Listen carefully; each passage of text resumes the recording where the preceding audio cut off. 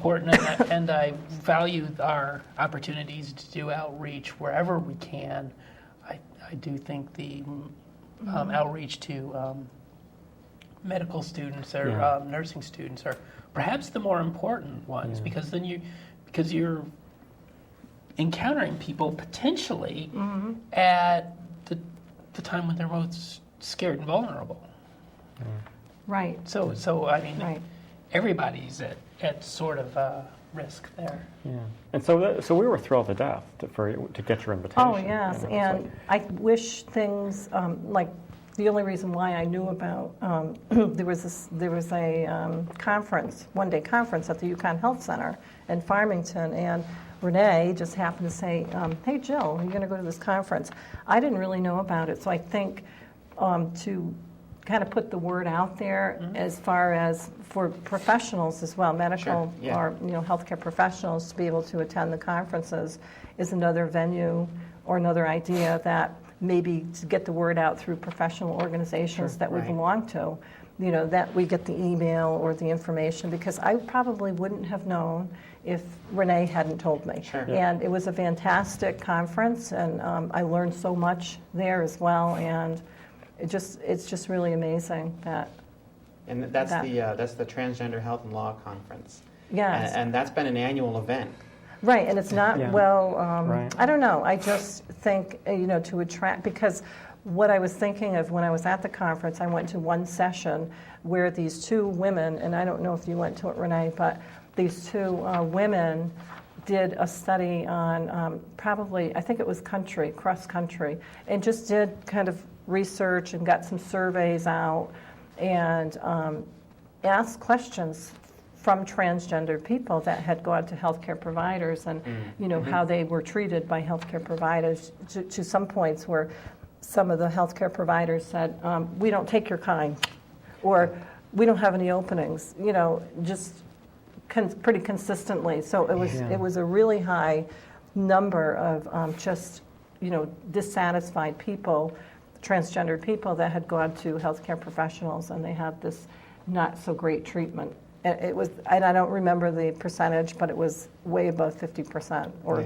75, 80% people felt that way. So, just hearing this pretty consistently that healthcare providers aren't as open-minded and non-judgmental kind of bothers me as a healthcare professional. And I hate to say, just because I'm in psychiatry, you shouldn't, there's, again, there's a little stigma there, but we tend to kind of understand more and tend to be not as judgmental. So, that's a really good thing. So. And it does, especially when it comes to someone who's going to be caring for you, somebody who's going to be watching your health. Whether it's in a stay in the hospital or just a regular doctor, that there are some, I don't want to say complications, but additional concerns that come into play when you have an increased risk of prostate cancer and breast cancer at the same time.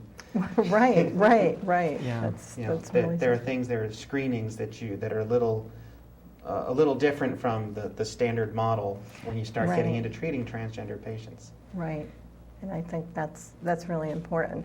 Also, when we look at, and I know we talked a little bit about this in the classroom, when we look at the new DSM coming out, the manual that we use to diagnose, and I'm so happy about the new wording coming out as well, thinking, I think now we use gender identity disorder, and now it's more of incongruency. And I think you really did a great job, talking to the nursing students about that and saying, okay, so when you're born with a certain gender, a certain sex, right? But it's different than someone's identified gender or how they feel about their gender. So I think I'm really excited about that, kind of setting the tone and saying, it's not a disorder or it's not an illness. You know what I mean? So I think...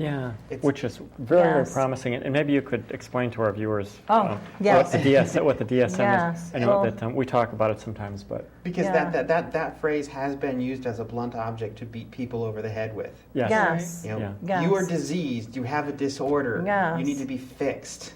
Right. So the DSM is the big, thick book that we use in psychiatry to kind of diagnose mental illness or different types of disorders such as schizophrenia and depression and bipolar and sexual fetishes and other neat things.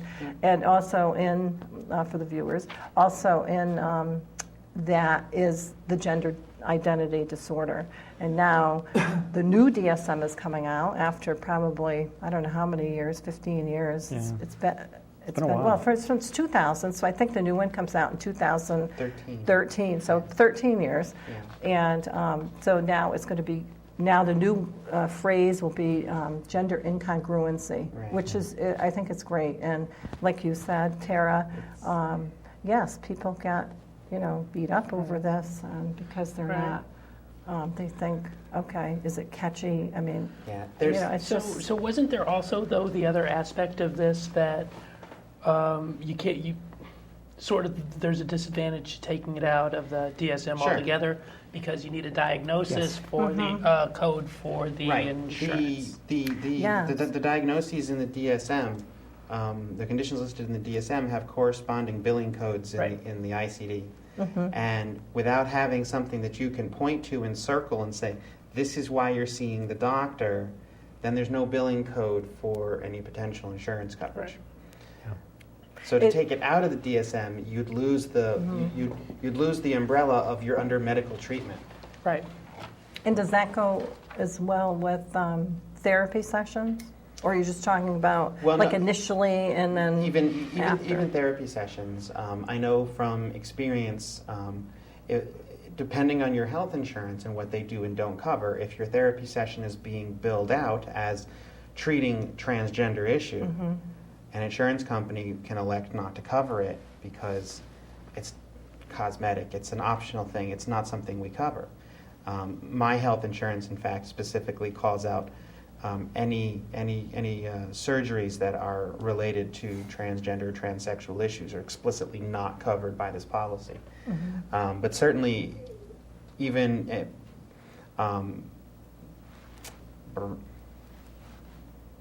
it depends on the actual insurance policy and what they cover, whether or not they would cover billing those codes.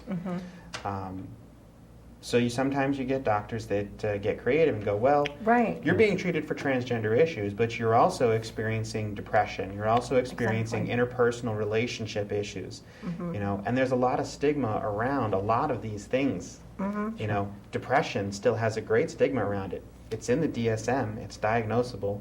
And you can bill for that. And you can bill for that. Right, yeah. There's not everything in the DSM is a disease or a disorder. Right, There are right. conditions that you can be diagnosed for. Addictions, are treated a little differently. Depression is treated a little differently. There's still stigmas around them, but they don't fall into the category of schizophrenia and as you were saying, sexual fetishes and Right, right. the various other categories that the DSM lists. Right. So yes, it's a nice change to see the disorder word removed. Yes, I think, Because think people misinterpret what that means. In the professional realm, I think psychologists, therapists understand, the professionals understand when it says the word disorder, Right. what that means in a technical sense. Well, can we say someone that's suffering from depression, they have a disorder of their neurochemistry. Do you know what I mean? Yes. So it's basically, like with transgendered, it's still, I don't think it's not even close to a disorder. It's more or less just incongruent. I mean, you're born in the wrong body. There's birth defect. Yes. That's how I sort Right. of phrase it to people. I'm sort of living with right now with a birth defect insofar as my actual gender doesn't match my body, my external. Right. And there are real and legitimate emotional and social consequences when you suffer that incongruity. And Right. that's what the diagnosis in the new DSM is more acutely calling out. Not so much the physical characteristics of your body and whether they're right or not, but the dysphoria and the distress that people feel and the resulting problems on holding down a